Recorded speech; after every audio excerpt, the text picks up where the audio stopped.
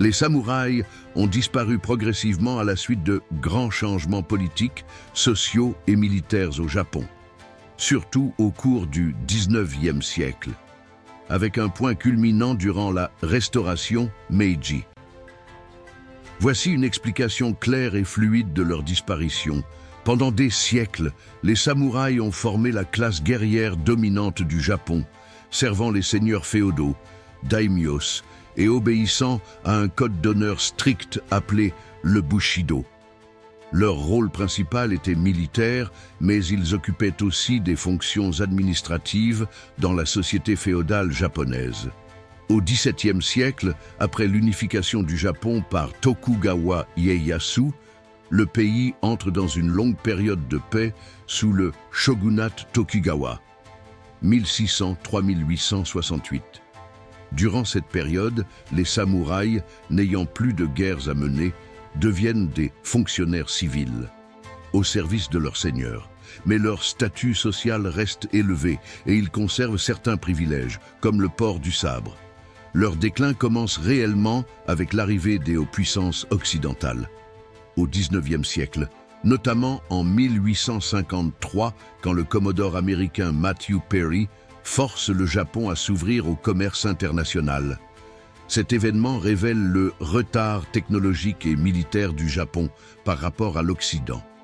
Une partie de l'élite comprend alors qu'une modernisation rapide est nécessaire pour éviter une colonisation. Cela conduit à la Restauration Meiji en 1868. Le shogunat est renversé, l'empereur reprend officiellement le pouvoir et une politique de modernisation radicale est lancée. Le nouveau gouvernement veut créer un État centralisé et moderne, avec une armée nationale sur le modèle européen, fondée non plus sur l'héritage guerrier, mais sur le service militaire obligatoire pour tous les citoyens. Cette réforme marque le déclin brutal des samouraïs. En 1873, le service militaire devient obligatoire, mettant fin au monopole militaire des samouraïs. En 1876, une loi interdit aux samouraïs de porter leur sabre en public, symbole de leur statut. Le gouvernement supprime les pensions versées aux anciens samouraïs, les forçant à se reconvertir dans des métiers civils. Ces décisions provoquent un mécontentement profond parmi les samouraïs, qui se sentent trahis et déshonorés.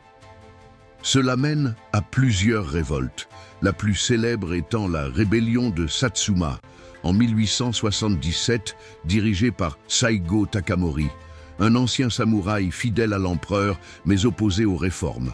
Cette rébellion est écrasée par l'armée impériale, marquant la fin définitive de la classe samouraï.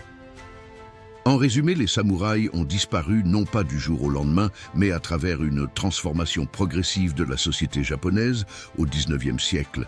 Modernisation, fin du féodalisme, armée nationale, abolition de leurs privilèges. Leur monde s'est éteint avec l'émergence d'un Japon moderne. Certains descendants de samouraïs se sont adaptés, devenant enseignants, hommes d'affaires ou fonctionnaires, mais leur rôle traditionnel de guerrier a disparu à jamais.